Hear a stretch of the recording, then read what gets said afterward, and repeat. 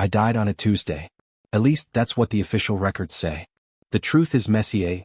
I was reborn in blood and betrayal, crawling through the Afghan mountains with my feet sliced to ribbons on sharp rocks. The blizzard howled around me, nature's fury matching my own as I pushed forward through the whiteout. Each labored breath formed ghost-like clouds in the frigid air. My military training kept me moving despite the pain shooting up from my lacerated feet, leaving crimson footprints in the snow that disappeared almost instantly beneath fresh powder. It wasn't the cold that drove me forward, nor even the basic human instinct to survive. It was Trina. Her face appeared in my mind, those green eyes that crinkled at the corners when she laughed, the small constellation of freckles across her nose that I used to trace with my fingertip in the quiet moments before dawn. The thought of her waiting at home, believing I would return, gave me strength when my muscles screamed for rest. I stumbled upon Riley's body as the storm briefly subsided.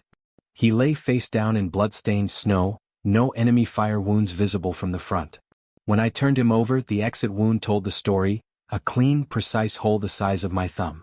NATO ammunition. Our ammunition. What the hell happened, brother? I whispered, closing his vacant eyes with trembling fingers.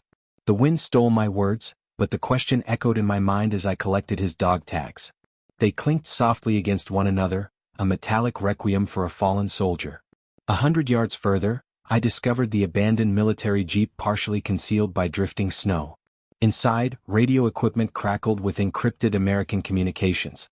I adjusted the frequency with numb fingers and listened. Confirm clean zone. Repeat, clean zone established, a cold, clinical voice reported. All targets neutralized? Another voice asked. Affirmative. Team Alpha 6 eliminated. Operation Arachna secure. Repeat, Maddox terminated. The world slowed around me. My own people had tried to kill me, had successfully killed my entire team. I was declared dead in that moment, a ghost listening to the confirmation of his own murder. I slumped against the frozen metal of the jeep, my mind racing to make sense of this betrayal. Who would want us dead? What was Operation Arachna?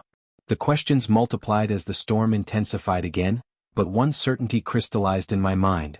Someone powerful wanted us silenced. With bloodied hands, I reached into my pocket and removed the small laminated photo of Trina.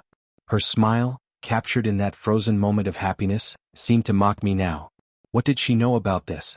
Was she mourning me already, or was she somehow part of whatever conspiracy had led to my team's execution? If I'm dead, I whispered to her image, then my death will become someone's hell. The distant thrum of helicopter rotors grew louder, cutting through the howling wind. I had minutes, perhaps seconds.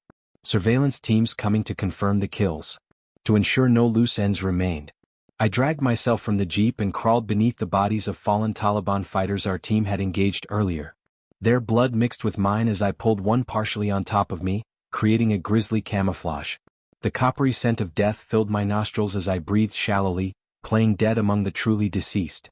The helicopters landed nearby. American voices carried on the wind. Sweep complete.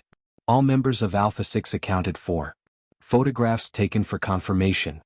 Command wants DNA samples. In this weather? They'll be lucky if we don't join these poor bastards.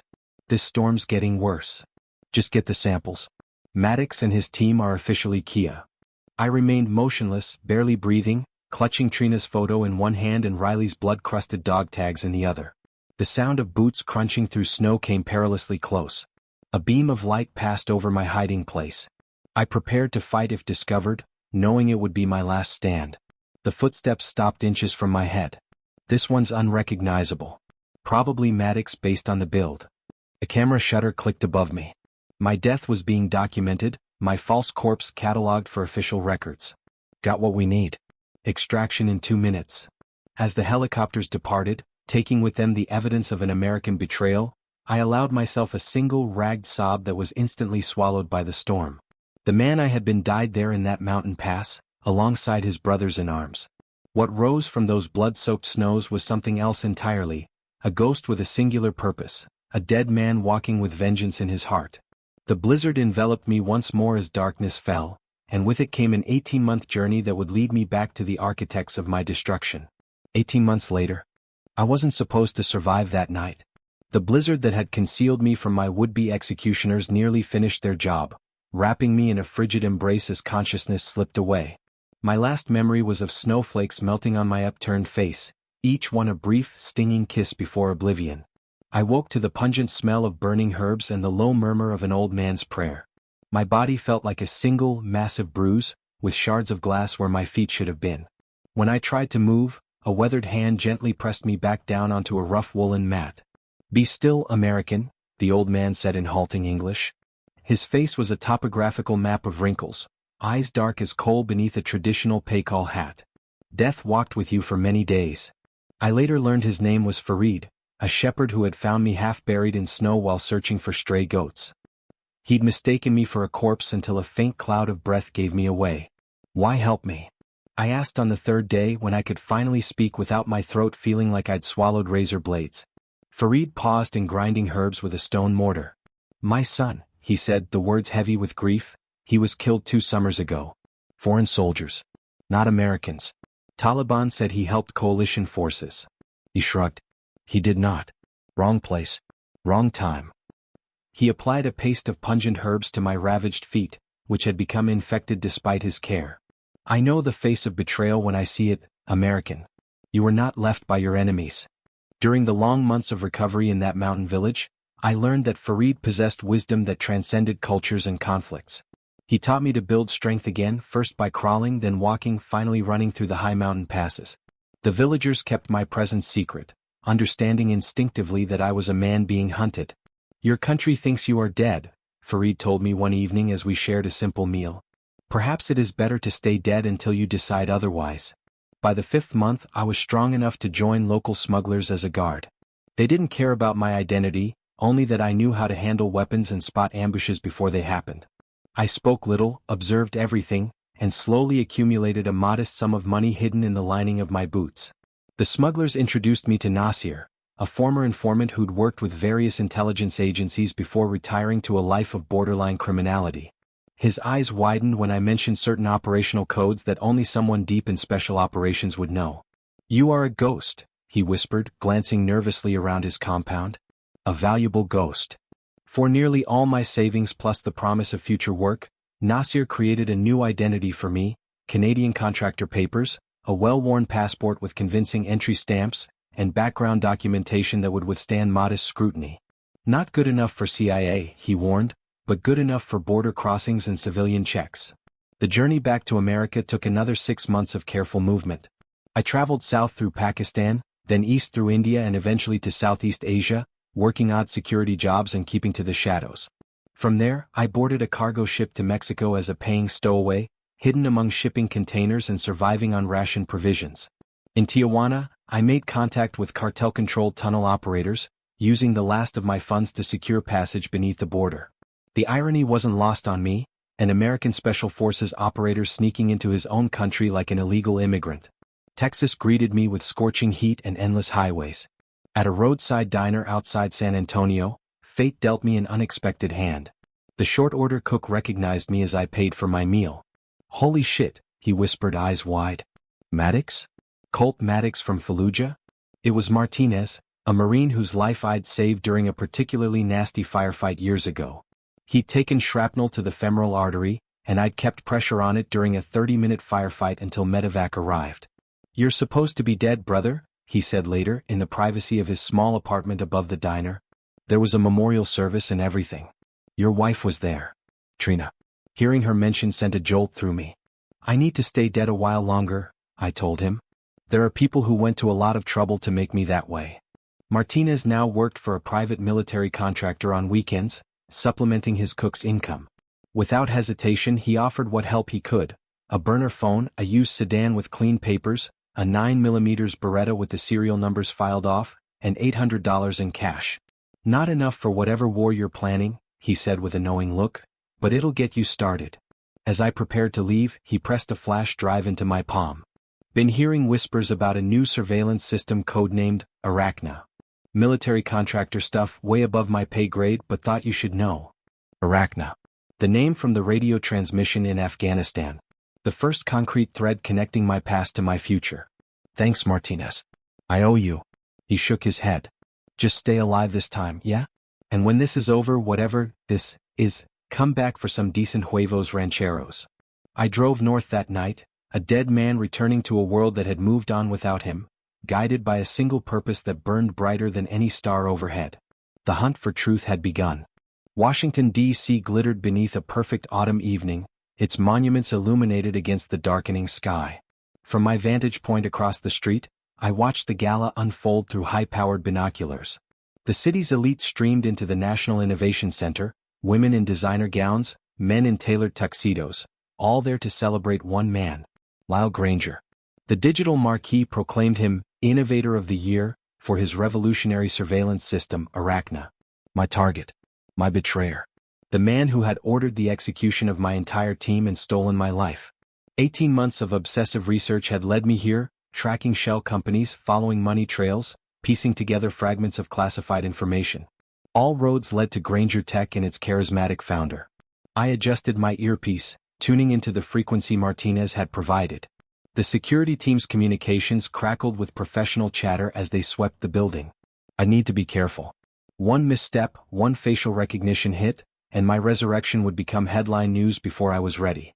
The ceremony began with typical pageantry, speeches filled with technological promises and patriotic platitudes. Through my scope, I could see Senator Campbell in the front row, chairman of the Intelligence Committee, his face a mask of grave approval. Beside him sat military brass and defense contractors, the unholy trinity of America's security apparatus. And then I saw her. Trina. My heart stuttered painfully in my chest. Her dark hair was shorter now, falling just below her shoulders instead of the waist-length waves I remembered running my fingers through. She wore a midnight blue dress that caught the light as she moved, causing something inside me to crack and bleed anew. The announcer's voice boomed through my earpiece. Ladies and gentlemen, please welcome this year's recipient of the National Innovation Award, the visionary behind Arachna, Mr. Lyle Granger. Applause erupted as Granger took the stage. Tall, broad-shouldered, with the perfect amount of distinguished gray at his temples. He looked every inch the successful tech executive and patriot. Thank you, he began, his voice smooth and confident. This award belongs not just to me but to every member of the Granger Tech family who believed in the mission to make America safer. I zoomed in on his face, memorizing every feature, searching for signs of the monster beneath the charismatic veneer. We must also remember, he continued, his expression solemn, the heroes who gave their lives protecting our values, whose sacrifice allows innovations like Arachna to prevent future bloodshed. His eyes flickered briefly toward Trina, so quickly that anyone else would have missed it. But I caught it, the microscopic tell of a shared secret. In the crowd, Senator Campbell shifted uncomfortably, throwing Granger a look I couldn't quite decipher. Tension or warning? Their body language suggested a relationship more complex than public allies. My focus returned to Trina. She was touching something at her neck, a medallion. Even from this distance I recognized it. The Christmas gift I'd given her before my final deployment, engraved with the date of our wedding anniversary. Now it likely held a different date, the day I died. As Granger continued his speech, I noticed Trina glancing nervously at her phone. Her expression changed subtly, the color draining from her face. Something had disturbed her perfect evening. I smiled grimly. My anonymous message had arrived, compass points home, with an attachment, our last holiday photo together, my arm around her shoulders, both of us laughing in the snow. The memory flashed unbidden. Christmas morning, exchanging gifts before my deployment. Her fingers tracing the medallion I'd given her. So I'll always carry a piece of you, she'd said. My gift from her had been a vintage brass compass engraved inside, so you'll always find your way back to me. The irony burned like acid. Back in the present, Trina's eyes darted around the room until they locked onto a figure near the bar. Briggs, my former teammate who'd been on leave during our fatal mission. He stared back at her with a coldness that seemed to penetrate even from my distant position. Granger noticed Trina's reaction, smoothly concluding his speech before steering her toward a quiet corner. His hand on her lower back seemed both possessive and controlling. Something happened? He asked, concern etched on his features.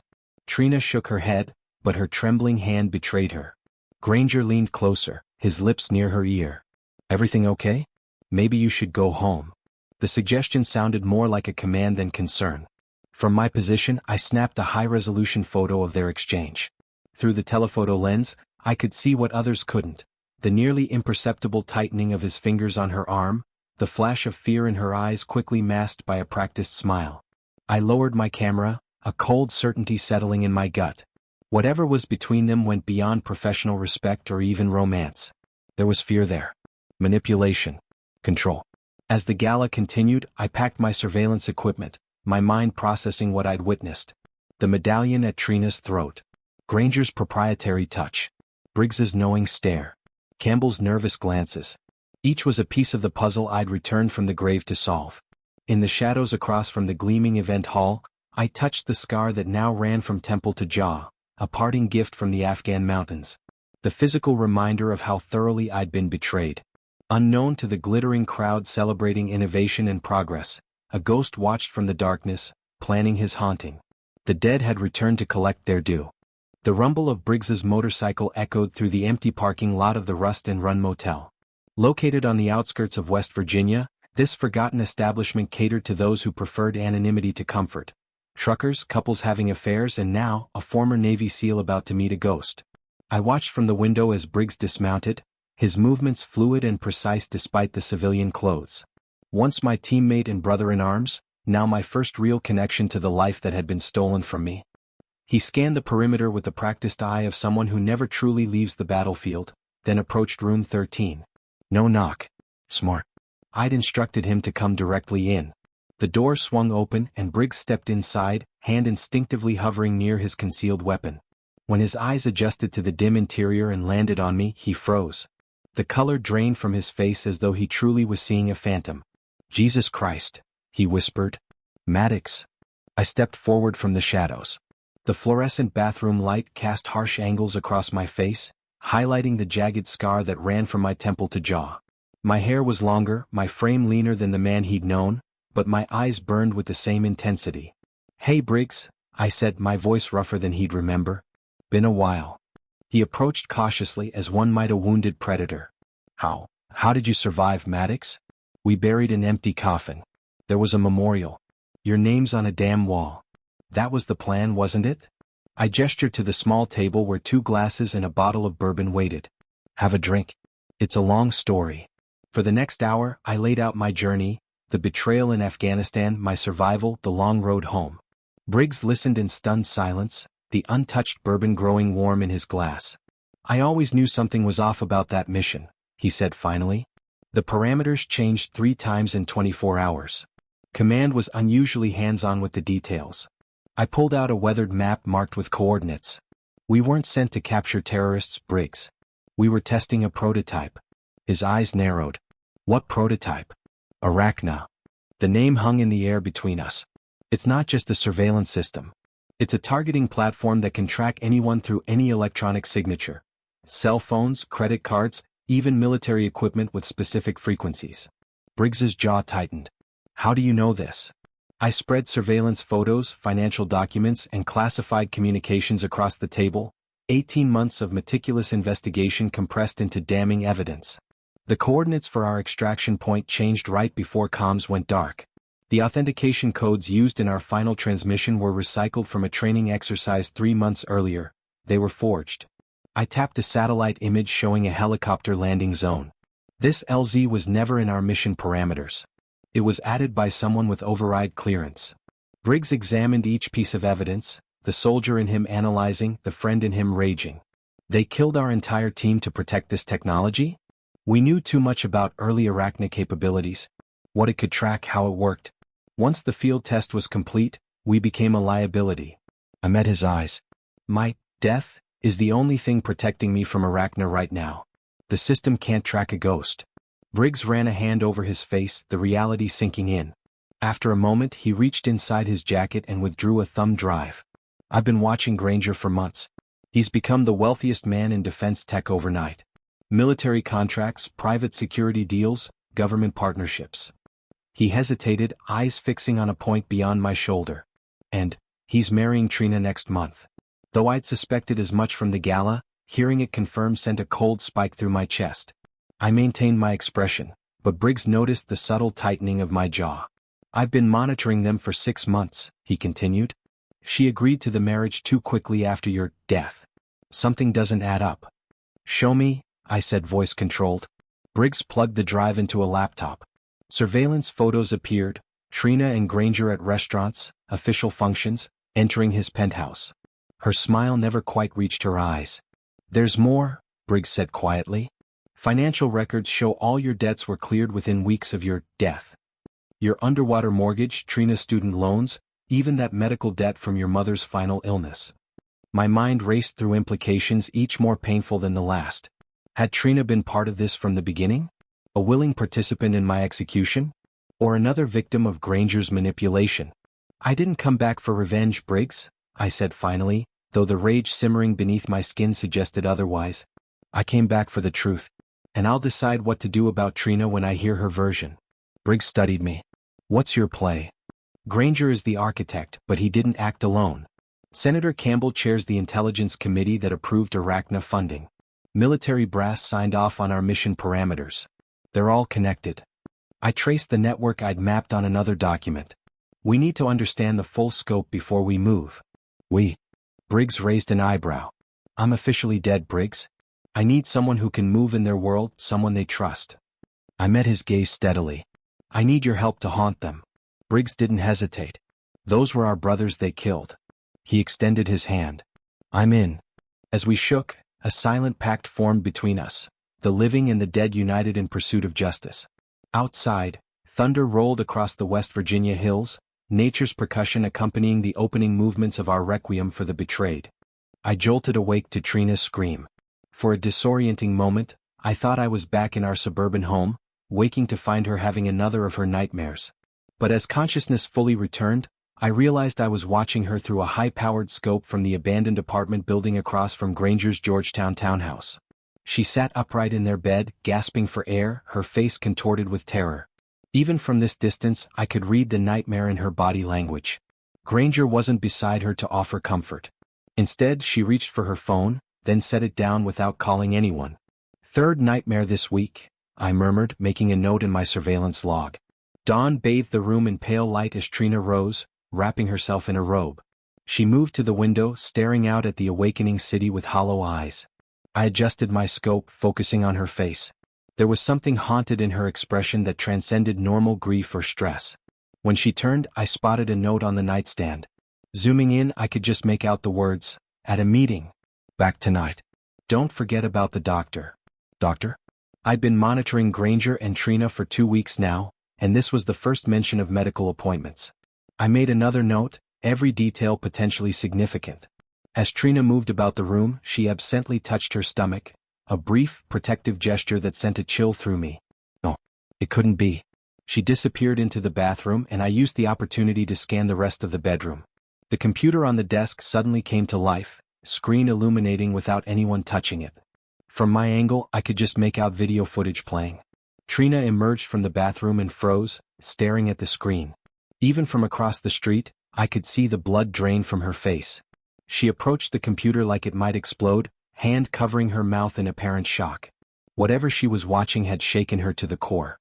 The moment triggered a memory I'd tried to bury. 3 days before my final mission, catching a glimpse of Trina meeting Lyle Granger at the Mayflower Hotel.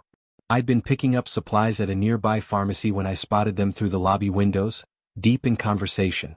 When I asked her about it later, she claimed it was a chance encounter with an old friend of her father's. I believed her. Why wouldn't I? She was my wife, my anchor, my reason for surviving each deployment. Now, the memory took on a darker hue, colored by betrayal and suspicion.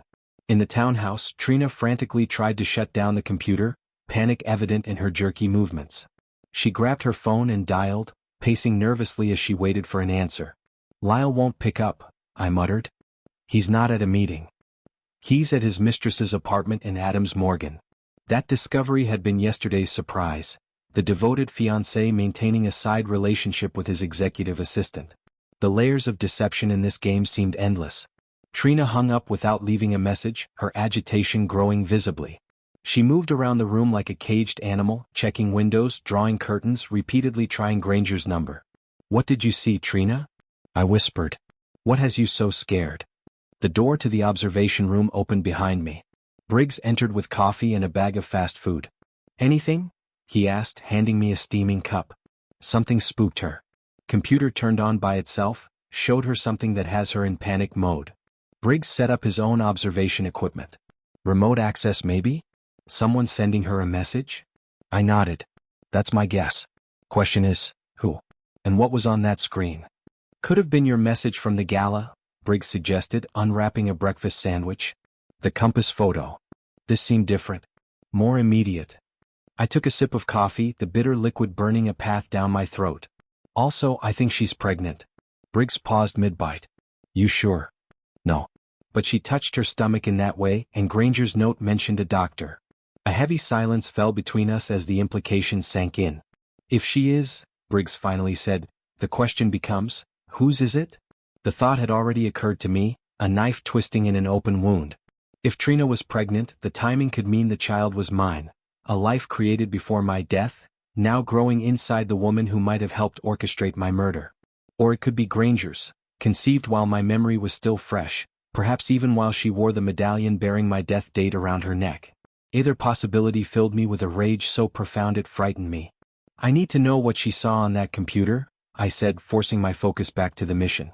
I might be able to help with that, Briggs replied. My contact at the NSA owes me a favor. If the computer was remotely accessed, they might be able to trace it. I turned from the scope to look at him. You trust this contact? With my life. With your life too, apparently. He finished his sandwich. But there's something else we need to consider, Maddox. What's that? What if Trina is as much a victim in this as you were? Briggs met my gaze evenly. What if Granger is manipulating her the same way he manipulated that mission? From the neighboring building, Trina's silhouette paced behind drawn curtains, a shadow player in a game where no one knew all the rules. I returned to my surveillance, the question echoing in my mind, victim or villain? In our game of shadows, each new discovery only deepened the darkness. Morning light glinted off the glass facade of Granger Tech headquarters in downtown Washington, the building a monument to power and innovation. From my position in the maintenance van across the street, I watched as Lyle Granger's sleek black Maserati pulled into the private underground garage. Target has entered the building, I murmured into my comm unit. Briggs was stationed in the coffee shop across the street, his laptop patched into the building's security feed through a backdoor exploit he'd spent 3 days perfecting. Got him, Briggs confirmed. He's heading straight to the executive elevator. Looks like he's alone. I adjusted my earpiece, tuning into the directional microphone aimed at the top floor conference room. With the right weather conditions and window vibrations, we could pick up snippets of conversation. Not perfect, but better than nothing. An hour later, Senator Campbell arrived with his security detail, bypassing the normal security protocols. The tension in my shoulders ratcheted up a notch. Whenever these two met, the conversation inevitably returned to Arachna. Feed is live, Briggs announced. Audio quality is spotty, but I'm recording everything. Through the microphone, Granger's voice came in fragments. Arachna, 2 ready for deployment? Briggs has started digging, contacted journalists. Campbell's response was colder, sharper, promised me a clean operation. No witnesses, no traces. Under control, Granger assured him. Wedding provides perfect cover. No one will suspect, widow of a hero and patriotic businessman. My blood ran cold. Wedding as cover for what? The pieces were aligning into a pattern I didn't want to acknowledge. Trina, the pregnancy, Granger's accelerated timeline for Arachna too. A memory surfaced unbidden. A year ago in this same building, Granger explaining the true purpose of the project to Campbell and military leadership. I hadn't been there, of course, but I'd reconstructed it from fragments of classified documents, whistleblower accounts, and Briggs's intelligence gathering. Granger standing confidently before the decision-makers. Maddox's team was testing a field prototype on Taliban targets. They were told it was standard reconnaissance, but they were actually calibrating recognition algorithms. His rehearsed pause for effect. They couldn't know what Arachna is truly capable of: real-time, total surveillance of anyone with an electronic device. Back in the present, I checked my watch. Time for the second phase of today's operation. I'm moving, I said to Briggs, slipping out of the van and into the service entrance of an upscale apartment building 2 blocks away. The target, Samuel Williams, former unit commander, who had retired, with an inflated pension shortly after my team's deaths. His new apartment overlooked the Potomac, a comfortable reward for his silence. Security was minimal, a doorman easily distracted by a delivery requiring his signature, and standard locks that surrendered to my specialized tools in seconds. Williams lived alone, his wife having left him 6 months earlier. Another casualty of secrets too heavy to share. I was waiting in his living room when he returned from his morning run, gun in hand but not raised. Recognition and fear washed over his face in equal measure. Maddox, he whispered, not sounding particularly surprised. I knew you'd find me eventually. Hello, Commander, I replied, voice steady. We need to talk about Arachna. Williams slumped onto the couch, suddenly looking every day of his 55 years. I didn't want to do it, he said, eyes hollow with shame. They had my daughter at gunpoint. Not literally, but close enough. Princeton scholarship, internship at the State Department, all would disappear if I didn't play along. I believed him. Williams had been a good commander once before the system corrupted him. I need access codes, I said. The real ones, not the decoys they fed us on the mission. He nodded, resignation settling over him like a shroud. Moving to his desk, he unlocked a hidden compartment and removed a flash drive. Only copy of the genuine access codes to Arachna, he explained, holding it out to me. They're hidden in the archives at the Virginia base. This will help you bypass the digital tracking. As his hand trembled, I realized he expected me to kill him. The thought hadn't even crossed my mind. Whatever his failures, Williams was another victim of the machine that had consumed us all. I'm not here for revenge, I said quietly, taking the drive. Relief flooded his features, but only briefly. A sudden crash echoed from the hallway, the distinctive sound of a tactical entry team. They must have been watching me, Williams said urgently. Go, fire escape through the bedroom. I'll stall them. I hesitated only a moment before moving toward the window. Williams grabbed his service pistol from the desk drawer. Maddox, he called after me. Make it right. For all of us. The last I saw of Commander Williams, he was standing tall, facing his door, ready to provide the distraction I needed to escape. 3 blocks away, sirens screamed toward the apartment building. I slipped into a crowded metro station, another anonymous face in the morning commute, the precious flash drive secure in my pocket. That evening, the news reported the suicide of a decorated former military commander. Family members cite progressing PTSD, the somber anchor explained. Samuel Williams was found dead in his apartment from a self-inflicted gunshot wound. Another truth buried beneath convenient lies. Another name added to the tally of those who'd paid the price for Arachna. In our hotel room, Briggs watched the report with me, his expression grim. Did he help you? I held up the flash drive. He gave us a way in. And then he gave his life to ensure we could use it. The Dance of Blades had claimed another partner, but for the first time since my return, we had a real advantage. The question was, would it be enough? St. Catherine's Cathedral stood silent and imposing against the afternoon sky, its stone facade weathered by centuries of prayers and secrets. I watched from across the street as Trina's silver Audi pulled into the parking lot. She stepped out wearing a cream-colored dress, likely for a wedding rehearsal or decoration planning. Her shoulders were tense, her movements hurried as she glanced around the nearly empty lot before heading inside. She was expecting to meet with the wedding decorator, at least, that's what her morning call to Granger's assistant had indicated. Instead, she would find Briggs. I circled to the back entrance, slipping inside through the unlocked vestry door. The cathedral's interior was cool and dim, smelling of incense and old wood. I positioned myself behind a massive stone pillar near the confessionals, observing as Trina made her way down the central aisle, her footsteps echoing in the cavernous space. Hello, she called out, her voice bouncing off the vaulted ceiling. Miss Harlow? I'm here about the wedding arrangements. Briggs emerged from the shadows near the altar, and Trina visibly startled. James? She used his first name, something that had been rare back when we all served together. What are you doing here? We need to talk, Trina, Briggs said, his tone carefully neutral. About Lyle. About Colt. About what happened. Her face hardened. There's nothing to discuss. You shouldn't be here. Your debts disappeared within a month of his death, Briggs continued, walking slowly toward her. Granger's company received their government contract 3 weeks before the team was killed. Trina's composure wavered. The insurance covered everything. Lyle said it was a fortunate coincidence. Briggs pulled documents from his jacket and held them out. Fortunate? 7 men died. And Colt should have been the 8th. I watched Trina's face, searching for signs of complicity, for the calculated grief of a woman who had helped orchestrate her husband's death. Instead, I saw the color drain from her face as she took the papers with trembling hands. I didn't know he planned to kill them. The words burst from her like a confession she'd been holding back for 18 months. He said he was just going to redirect the mission. She sank into a pew, tears streaming down her face. Lyle approached me about the debts. He knew about the underwater mortgage, my student loans, your mother's medical bills. He said he could help, That the mission was just gathering intelligence wrong-coded as combat. Briggs's expression remained skeptical. And you believed him? He was so convincing. Said the team would be ordered to stand down, that the intelligence would save lives. Her voice cracked. By the time I realized what had happened, it was too late. Colt was gone and Lyle? Lyle had his hooks in me. I clenched my fists in the shadows, fighting the urge to reveal myself. Every instinct demanded I confront her, but I needed to hear everything first. Why stay with him? Briggs pressed. Why agree to marry him? Trina looked up, her eyes haunted. At first it was shock and grief. Then I started noticing discrepancies in the mission reports, the way Lyle would take calls in private. When I questioned him, he'd remind me how much I owed him. She pulled a flash drive from her purse. 2 days ago, I recorded Lyle talking about something called Phoenix Protocol. He doesn't know I have this. The mention of Phoenix Protocol sent a chill through me.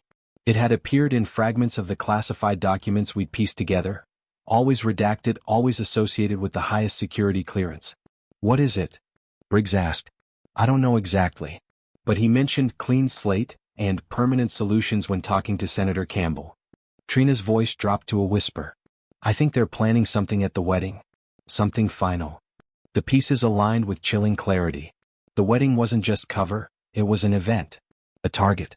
I stepped from behind the pillar, my decision made. It was time. Trina's eyes found me in the dim light of the cathedral. For a moment, time suspended as recognition dawned on her face. The husband she'd mourned, standing before her, transformed by scars and hardship. Her lips parted in a silent gasp, her eyes widening in shock and disbelief. Then she collapsed, crumpling onto the church pew, unconscious from the shock. Both flash drives, Williams and hers, tumbled from her purse onto the stone floor. Briggs moved quickly to check her pulse. She's okay. Just fainted. I knelt beside her, studying the face I'd dreamed of for 18 months. Up close, I could see the toll of secrets. Fine lines around her eyes, dark circles carefully concealed with makeup, the tightness in her features even in unconsciousness. We need to get her somewhere safe, I said, gathering the flash drives. If what she says about Phoenix Protocol is true, we're running out of time. Briggs nodded grimly. Safe house in Alexandria is prepped. What about Granger? He'll know something's wrong when she doesn't come home, I said, lifting Trina into my arms. Her weight felt familiar yet strange. But that might work to our advantage. A desperate man makes mistakes. As we carried her through the cathedral's side exit, thunder rumbled in the distance, nature's warning of the approaching storm. In more ways than one, the skies were darkening over Washington. The flash drives felt heavy in my pocket. 2 pieces of a puzzle that might finally reveal the full scope of Arachna and the price of my team's sacrifice. Behind us, the cathedral stood silent once more, keeper of one more confession before the coming tempest. The safe house in Alexandria sat on a quiet residential street, its weathered exterior giving no hint of the reinforced doors and security systems hidden beneath peeling paint. I watched Trina from across the room as consciousness slowly returned to her. Her eyelids fluttered, then opened fully as reality reasserted itself. She didn't scream or try to run. Instead, her gaze fixed on me, sitting motionless in the shadows, as if confirming I wasn't a hallucination. Colt, she whispered, her voice barely audible. You're real. I leaned forward into the half-light cast by the single lamp between us. The scar across my face caught the glow, a physical manifestation of all that had changed. I loved you, I said simply, each word weighted with 18 months of pain. Every day in that hell, I fought to come back to you. Tears spilled down her cheeks. I mourned you. I buried you. And then I betrayed your memory. The raw honesty in her voice penetrated the armor I'd built around my heart. I'd prepared for denials, for calculated deception, not for this naked confession. Tell me everything, I said. From the beginning. For the next hour, Trina unraveled the full tapestry of manipulation and coercion. How Lyle had approached her with knowledge of our financial struggles. How he'd presented himself as a patriot concerned about intelligence failures. How he'd convinced her that the mission redirection would save lives without endangering the team. He knew details about our lives that should have been private, she explained, her voice hollow. Our mortgage payments, the medical bills, even that fight we had the night before you deployed. She looked down at her hands. I realized now he'd been monitoring us, studying me, looking for vulnerabilities. When did you realize what he'd done?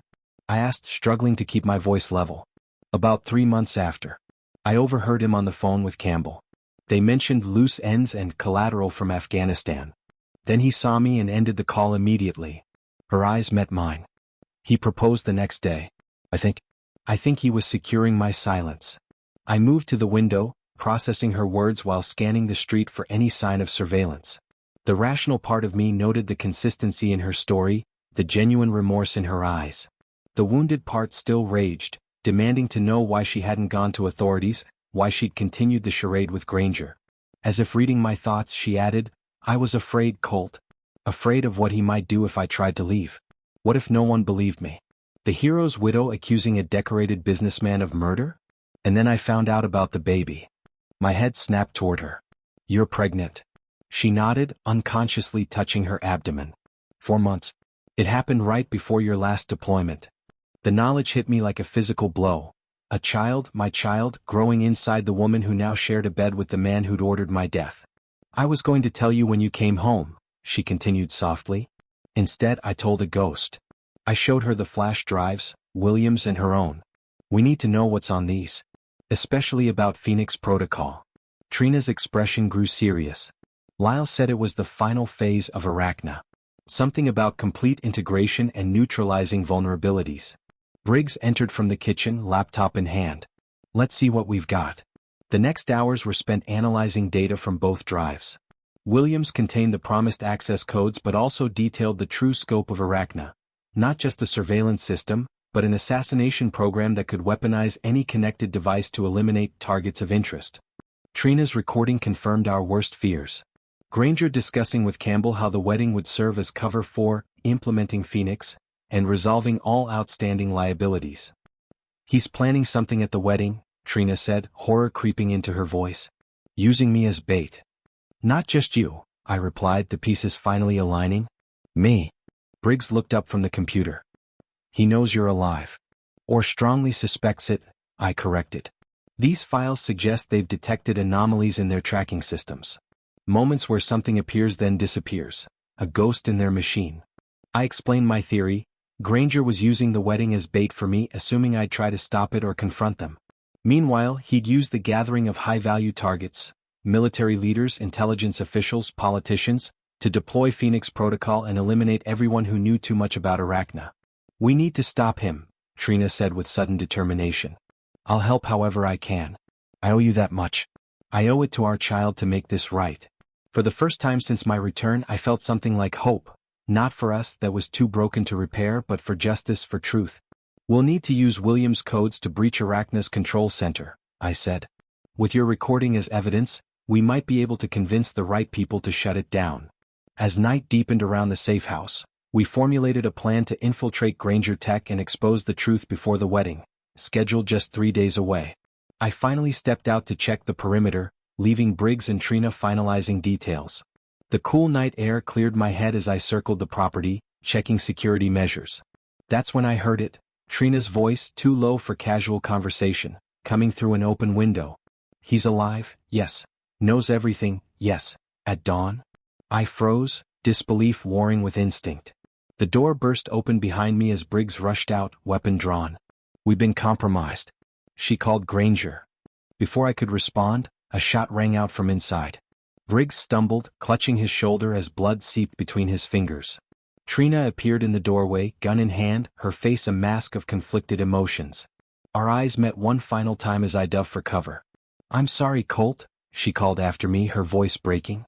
"But our child deserves to know his father." She turned and ran toward the street where headlights were already approaching. And just like that, betrayal found me again, wearing the face I'd once loved above all others. Dawn broke over the abandoned dock where I'd taken shelter with Briggs. The rusted shipping containers offered minimal protection, but their metal hulls confused thermal imaging, a trick I'd learned in the Hindu Kush Mountains while hunting high-value targets.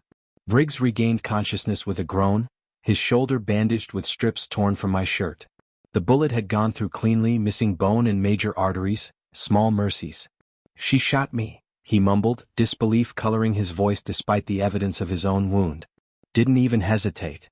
I checked the makeshift bandage, relieved to see the bleeding had slowed. "She made her choice." "Child?" Briggs asked, his voice strengthening as he pulled himself to a sitting position. "That true?" I nodded grimly. "Timing fits." She's 4 months along. Happened before I left for the mission. Briggs let out a low whistle that transformed into a wince of pain. Hell of a complication, Maddox. She's carrying your kid but siding with the man who tried to kill you. The reality of it churned in my gut like acid. My child, flesh of my flesh, growing inside a woman who'd betrayed me twice over. First with Granger, now with a bullet meant for my heart that found Briggs's shoulder instead. Survival first, I said, pushing the emotional tangle aside. Granger will activate the full Arachna system to find us. Without the flash drives, we've lost our advantage, Briggs noted. Not all of it. I pulled a small device from my pocket, a specialized signal jammer I'd constructed from Williams' specifications. This will buy us some time. But we need help. Across town, Lyle Granger called an emergency meeting with Senator Campbell and military officials. Through our remaining surveillance equipment hidden in his office ventilation system, we listened to his frantic briefing. He knows everything, Granger's voice crackled through our receiver. We need to launch Arachna immediately. You promised containment, Campbell's cold voice replied. This is rapidly becoming unmanageable. Maddox is one of the best special operatives ever produced by our program, a military voice added. If he's alive, conventional methods won't neutralize the threat. The pieces fell into place. Granger feared me not just as a witness, but as someone with the training to dismantle his operation. Standard surveillance and security measures wouldn't work against someone trained to evade exactly those systems. We needed to leverage that fear. Briggs and I spent the day searching for alternative approaches, ways to circumvent Arachna's all-seeing eye. The system used urban cameras, mobile networks, and even medical implants to track targets. Williams' notes identified weaknesses, specific signal frequencies, shielded locations, outdated infrastructure the system couldn't penetrate. We need someone inside their world, I said finally. Someone with credibility who can help us bypass their security. Who? Briggs asked. Everyone connected to Arachna is either compromised or dead. I thought of the journalists who'd reported on military contractor overreach, of the cyber activists who questioned the erosion of privacy. One name stood out. Nora King, investigative reporter who'd been digging into the disappearance of military personnel associated with classified projects. Using burner phones and encrypted messages bounced through 7 countries, I established contact. I have the story of the century, I told her. But I need a connection to someone who still has a conscience in the military system. King was skeptical until I provided enough classified details to prove my identity. Jesus Christ, she whispered over the secure line. You're supposed to be dead. That's part of the story, I replied. Can you help me? 24 hours later, we had our inside connection. Colonel Ryan from Military Counterintelligence, who'd been quietly investigating Project Arachna for months but lacked concrete evidence to move against Granger and his powerful backers. We've suspected information leakage, Ryan explained during our clandestine meeting in an abandoned subway maintenance tunnel. But we couldn't identify the source or prove the scope of the project. Now you can, I said, explaining what we'd learned from Williams and Trina's files before losing them. Meanwhile, across town, Trina appeared in Lyle's office with the flash drives. He knows everything, she told him, fear evident in her voice. We need to accelerate the plan. Lyle's response was unexpected, a vicious backhanded slap that sent her stumbling against his desk. You idiot, he hissed. You were supposed to just feed him signals, not bring him to you. Through our listening device, we heard Trina's shocked gasp, the sound of her body hitting furniture. Now we'll have to resolve this radically, Lyle continued, his controlled facade cracking. Activate Phoenix Protocol. The wedding is cancelled. Back in our hideout, Colonel Ryan outlined Arachna's vulnerabilities. The system leverages existing infrastructure, traffic cameras, cell towers, satellite feeds. With the right countermeasures, we can create blind spots. Enough to get close to Granger? I asked. Ryan nodded. With Williams' access codes, we might even be able to turn Arachna against its creators. It was a dangerous gamble, but our options were dwindling. Using specialized protected channels Ryan provided, I made my first public move since returning from the dead, a selfie sent to every major media outlet in the country. The image was simple, me scarred but unmistakable, holding yesterday's newspaper with the headline, "I'm back." The digital ghost had stepped into the light, and the shadows would never be the same. Chaos erupted at Granger Tech headquarters the moment my image hit the news networks. Through Colonel Ryan's secure connection, we monitored the frantic internal communications as security protocols activated across their systems. All personnel to emergency stations, the automated alert blared. Security breach level 1. This is not a drill. Inside the command center, Lyle Granger paced frantically as technicians tried to track the source of my photo. Screens displayed contradictory data, facial recognition pinging me in 6 different locations simultaneously, each alert vanishing as quickly as it appeared. How is this possible? Granger demanded, slamming his fist onto a console. Arachna should be tracking him. Sir, a nervous technician replied, someone's manipulating the recognition algorithms. We're getting ghost signals across the eastern seaboard. I allowed myself a small smile of satisfaction. Williams' access codes had worked perfectly, allowing us to feed false data into Arachna's tracking systems. The chaos was exactly what we needed, a digital smokescreen behind which we could mobilize our real assault.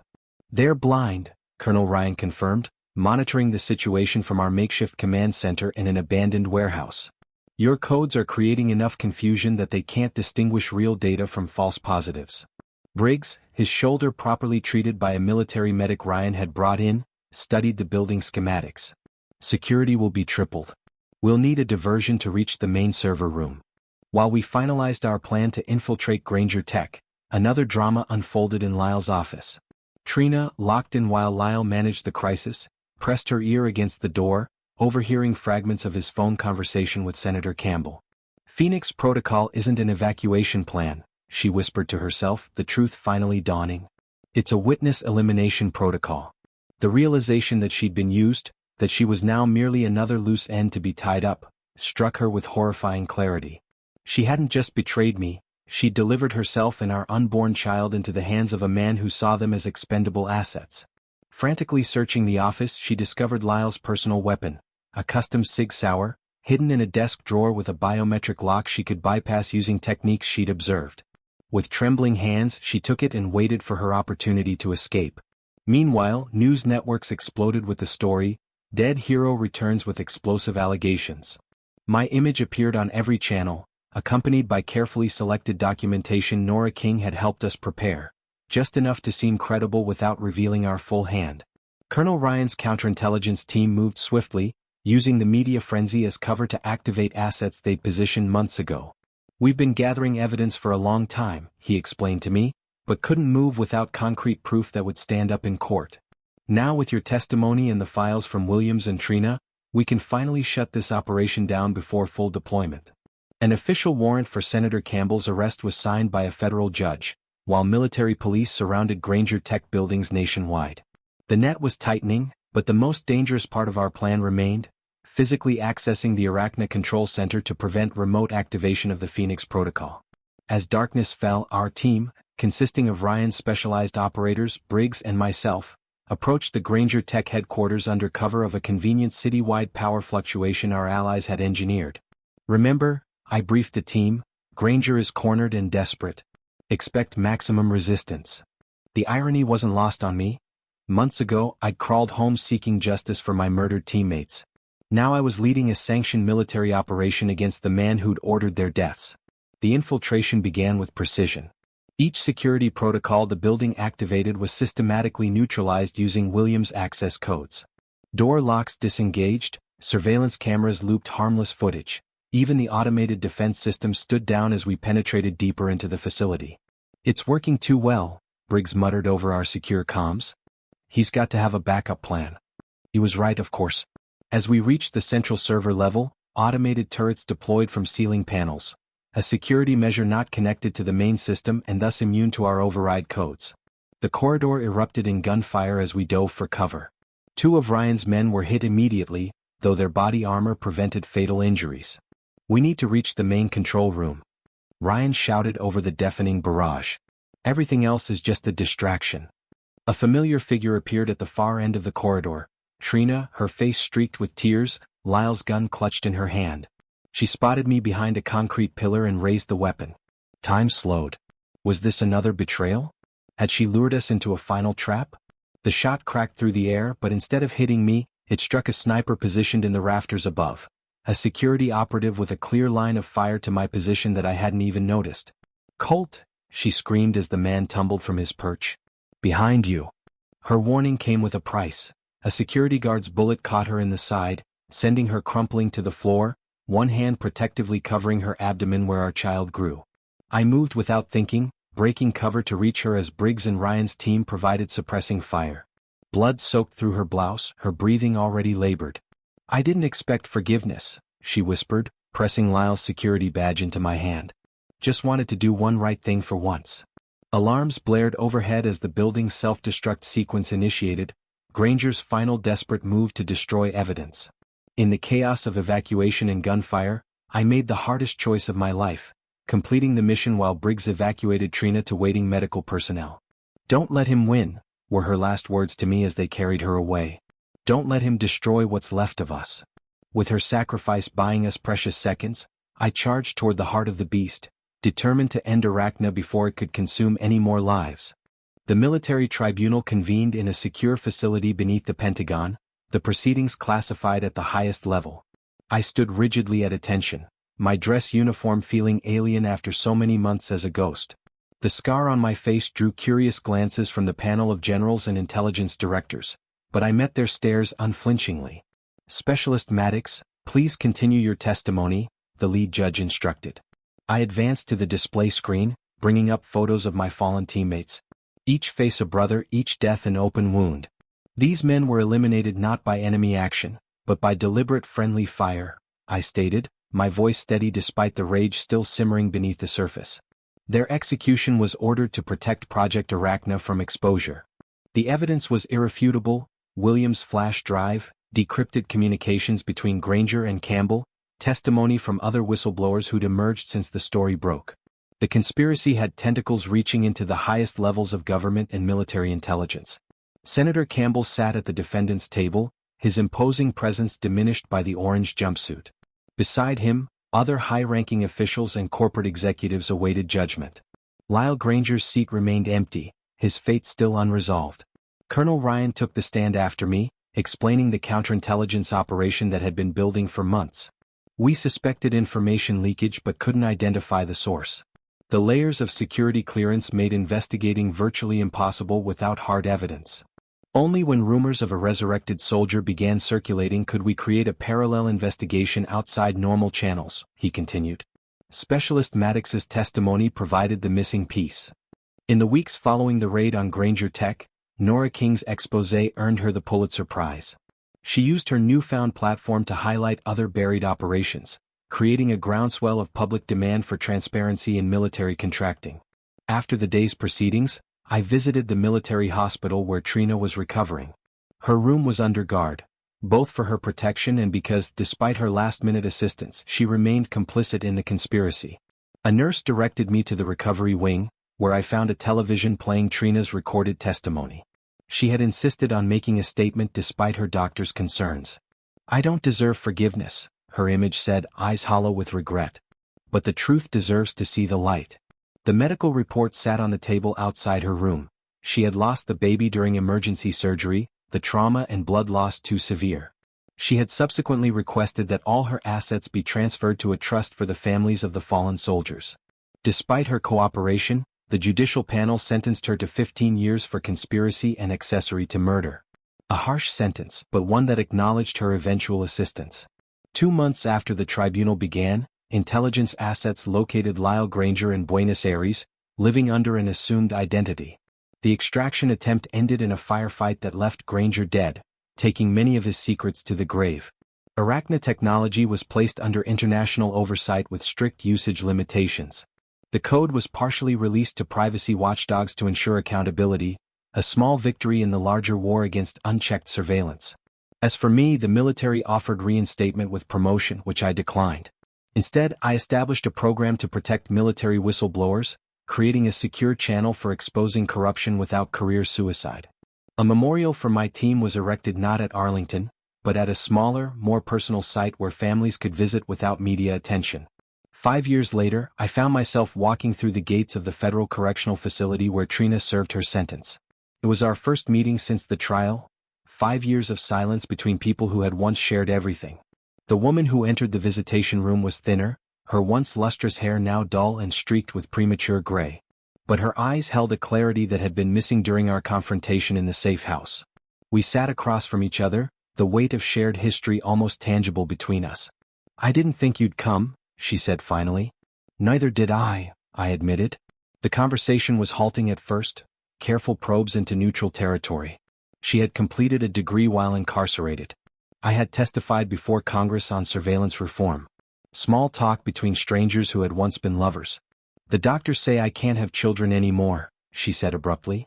"The damage was too extensive." I nodded, unsure what comfort I could possibly offer. Another life lost to Arachna's bloody legacy. "I'm not here for reconciliation," I said after a silence that stretched between us. "I don't think that's possible." "Then why did you come?" she asked. I considered my answer carefully.